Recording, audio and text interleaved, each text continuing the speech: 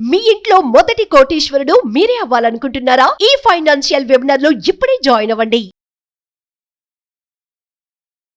Welcome to Suman TV. నా పేరు రమా రాజేష్. నేను ఒక చార్టర్డ్ వెల్త్ మేనేజర్ని. ఈరోజు నేను మీకు ఫిక్స్డ్ డిపాజిట్స్ రైటా, డెట్ మ్యూచువల్ ఫండ్స్ కరెక్ట్ అనే టాపిక్ మీద మాట్లాడడానికి వచ్చాను. నా దగ్గరకు వచ్చే క్లయింట్స్ చాలామంది అడిగేది ఏంటి అంటే, మేడం ఫిక్స్డ్ డిపాజిట్స్ ఉన్నప్పుడు డెట్ మ్యూచువల్ ఫండ్స్ ఎందుకు సజెస్ట్ చేస్తారు? ఫిక్స్డ్ డిపాజిట్స్కి దీనికి తేడా ఏంటి? ఇలా ఇన్వెస్ట్ చేయడం వల్ల లాభం ఏంటి, నష్టం ఏంటని చాలామంది అడుగుతారు. సో ఇదే క్లారిటీ మన ఆడియన్స్కి కూడా చాలామందికి అవసరం అనిపించి నేను ఈ వీడియో చేస్తున్నాను.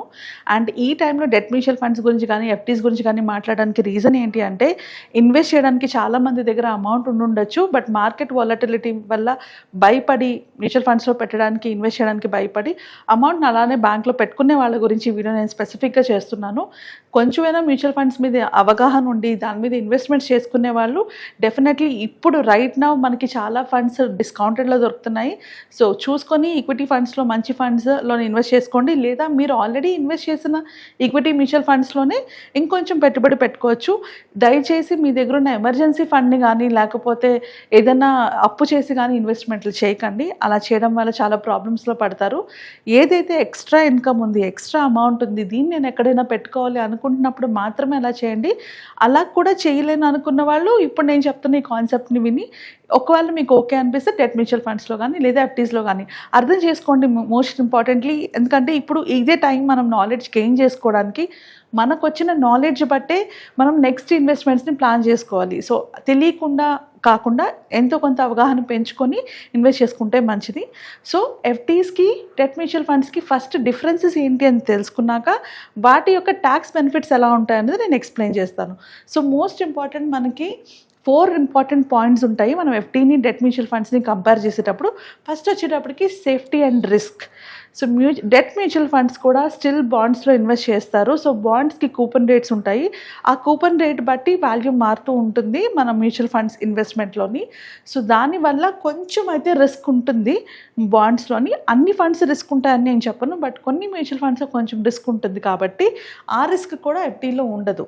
సో ఎవరైతే నేను అస్సలు రిస్క్ తీసుకోలేను, నాకు కరెక్ట్గా ఇంత అమౌంట్ చెప్పి నాకు అంత అమౌంట్ వస్తే కావాలి అనుకున్న వాళ్ళకి FT is the best option. అలా కాదు, కొంచెం రిస్క్ నేను తీసుకోగలను, పర్వాలేదు, కొంచెం రిటర్న్స్ ఎక్కువ వచ్చినా నాకు ఓకే అనుకున్న వాళ్ళు డెట్ మ్యూచువల్ ఫండ్స్కి వెళ్ళొచ్చు. సో మోస్ట్లీ ఎఫ్డీ ఎవరికి కంప్లీట్లీ లో రిస్క్ కేపబిలిటీ ఉన్న వాళ్ళకి మాత్రమే ఎఫ్డీ చెప్పేది. అండ్ నెక్స్ట్ పాయింట్ నెంబర్ 2 వచ్చేటప్పటికి రిటర్న్స్. మనకి డెట్ మ్యూచువల్ ఫండ్స్లో రిటర్న్స్ ఎలా వస్తాయి అంటే అరౌండ్ 6 to 8% రిటర్న్స్ వస్తాయి. ఇవి మారుతూ ఉంటాయి మనం సెలెక్ట్ చేసుకున్న ఫండ్స్ బట్టి, దాని ఎన్ఏవి బట్టి ఆ రిటర్న్ పర్సంటేజ్ మారుతుంది. అండ్ అట్లానే డెట్ మ్యూచువల్ ఫండ్స్లో కూడా మనకి చాలా డిఫరెంట్ ఫండ్స్ ఉంటాయి, వెరైటీ ఆఫ్ ఫండ్స్ ఉంటాయి. అంటే 14 days నుంచి 3 years వరకు ఇన్వెస్ట్ చేసుకునే ఆప్షన్స్ కూడా ఉంటాయి. సో దాన్ని బట్టి మనం డెట్ మ్యూచువల్ ఫండ్స్ని సెలెక్ట్ చేసుకోవాలి. అండ్ అదే మనం ఎఫ్టీకి వచ్చేటప్పటికి మనకి 6 to 7% ఉంటాయి. కొంచెం సీనియర్ సిటిజన్స్కి వెళ్తే కొంచెం ఎక్కువ వస్తుంది. బట్ ఎలా కంపేర్ చేసుకున్నా ఎఫ్డీస్ మీద మనకి డెట్ మ్యూచువల్ ఫండ్స్లో కొంచెం బెటర్ రిటర్న్సే వస్తాయి.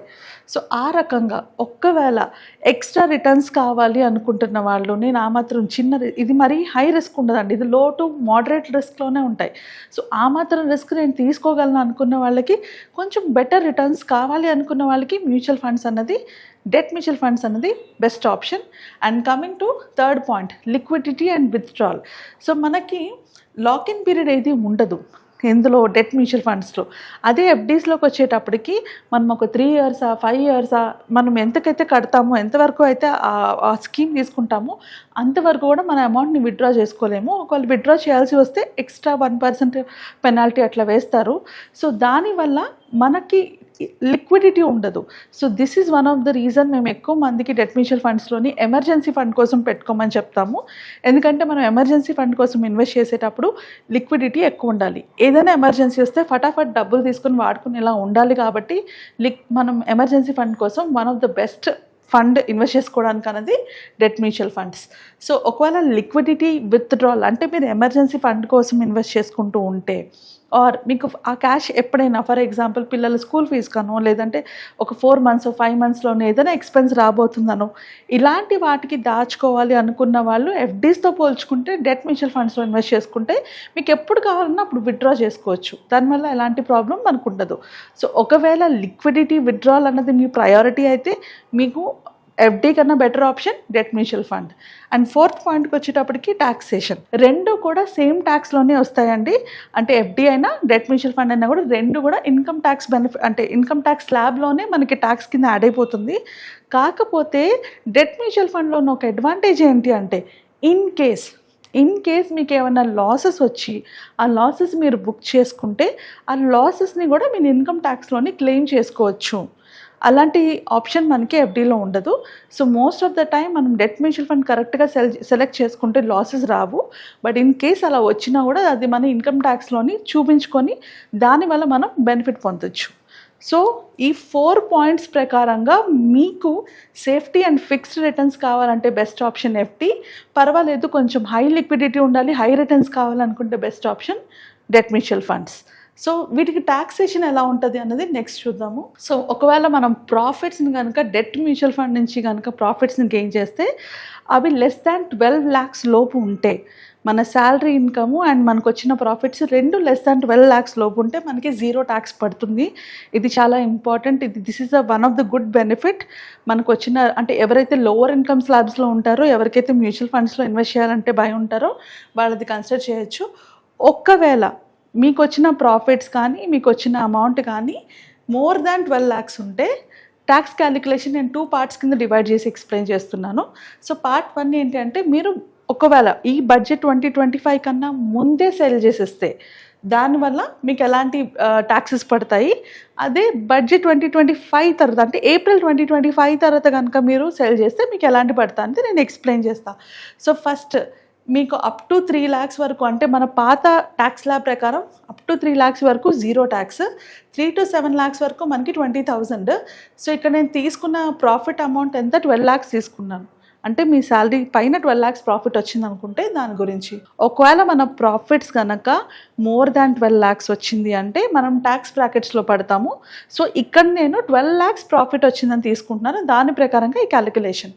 సో 12 lakhs ప్రాఫిట్ వచ్చింది, అదొక్కటే మీ ఇన్కమ్ అనుకుంటే అప్ టు 3 lakhs వరకు మీకు 0 ట్యాక్స్ పడదు. 3 to 7 lakhs వరకు మనకి 20,000 ట్యాక్స్ పడి ఉంటుంది. అలాగే 7 to 10 lakhs వరకు మీకు 30,000 అండ్ 10 to 12 lakhs వరకు 30,000. సో టోటల్ ట్యాక్స్ మీరు ఎంత పే చేసేవారు 80,000 ఇంక్లూడింగ్ సెస్ మీకు 83,200. అదే ఇప్పుడు బడ్జెట్ 2025 అంటే April 25 తర్వాత కనుక మీరు ఈ పర్టికులర్ ఫండ్స్ని కనుక సేల్ చేస్తే మీకు అప్ టు 4 lakhs వరకు no tax, 4 lakhs and above అంటే 4 to 8 lakhs వరకు మీకు 20,000 అండ్ 8 to 12 lakhs వరకు 40,000. టోటల్ ట్యాక్సిబుల్ అమౌంట్ ఎంత 60,000. అండ్ దానికి తోడు మీకు వచ్చిన tax rebate under section 87A మీకు ట్యాక్స్ రిబేట్ 60,000 వరకు ఉంది ఈ డెట్ ఇన్వెస్ట్మెంట్స్ వల్ల. సో దానివల్ల you will pay 0 tax. So almost మీరు 83,200 వరకు ట్యాక్స్ సేవ్ చేసుకుంటున్నారు. So that is the advantage. అంటే ఇప్పుడు డెట్ మ్యూచువల్ ఫండ్స్లో ఇన్వెస్ట్ చేయడానికి అడ్వాంటేజ్ ఇది.